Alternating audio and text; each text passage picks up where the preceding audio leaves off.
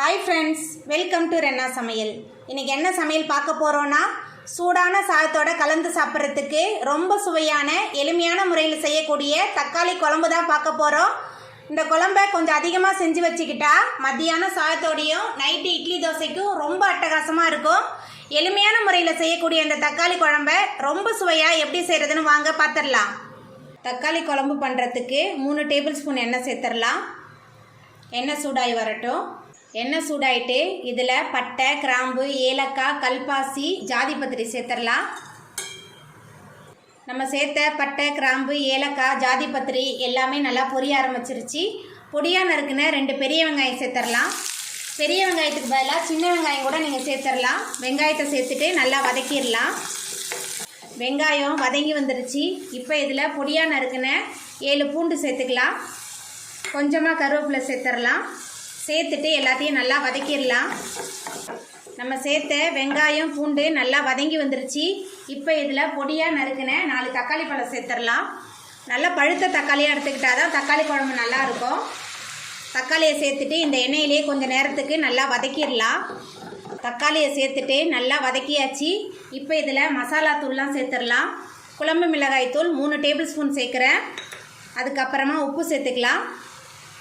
மஞ்சத்தூள் கொஞ்சமாக சேர்த்துக்கலாம். சேர்த்துட்டு மறுபடியும் கொஞ்சம் நேரத்துக்கு நல்லா வதக்கிடலாம். நம்ம சேர்த்த மசாலா தூள், தக்காளி எல்லாமே கலந்து நல்லா வதங்கிருச்சு. இப்போ இதில் தண்ணி சேர்த்துக்கலாம். தண்ணி சேர்த்துட்டு நல்லா கலந்து விட்டுறலாம். தண்ணி சேர்த்துட்டு நல்லா கலந்தாச்சு. இப்போ ஒரு மூடி போட்டு வேக வச்சிடலாம். தக்காளி நல்லா வெந்து எண்ணெயெல்லாம் நல்லா பிரிஞ்சு வரட்டும். பாருங்கள், நம்மளோட தக்காளி குழம்பு நல்லா கொதிக்க ஆரம்பிச்சிருச்சு. தக்காளியெல்லாம் நல்லா மசிஞ்சு வெந்து வந்துருச்சு. இப்போ இதில் அரை மூடி தேங்காய் கூட 1 டீஸ்பூன் சோம்பு சேர்த்து விழுத அரைச்சி வச்சுருக்கேன். அந்த தேங்காய் விழுத சேர்த்துடலாம். தேங்காய் விழுத சேர்த்துட்டு கலந்து விட்டுடலாம். தேங்காய் சேர்த்துட்டு ரொம்ப நேரம் கொதிக்க வேணாம், ஒரு கொதி வந்தால் போதும். மதியானம் இந்த தக்காளி குழம்பு செஞ்சுட்டா மதியானம் சாதத்து கூடையும் நைட்டு இட்லி தோசைக்கும் தொட்டு சாப்பிட்றதுக்கு ரொம்ப சுவையாக இருக்கும். தேங்காய் சேர்த்து ஒரு கொதி வர ஆரம்பிச்சிருச்சு. இப்போ மேலால் கொஞ்சமாக கொத்தமல்லி தழை தூவிடலாம். கொத்தமல்லி தழை தூவிட்டு நம்ம அடுப்பு ஆஃப் பண்ணிடலாம். அவ்வளோதாங்க, நம்மளோட சூடான சாதத்தோடு சாப்பிட்றதுக்கு ரொம்ப சுவையான தக்காளி குழம்பு ரொம்ப அசத்தலாக ரெடி ஆகிட்டு பார்க்கவே எவ்வளோ சூப்பராக இருக்குது பாருங்கள்.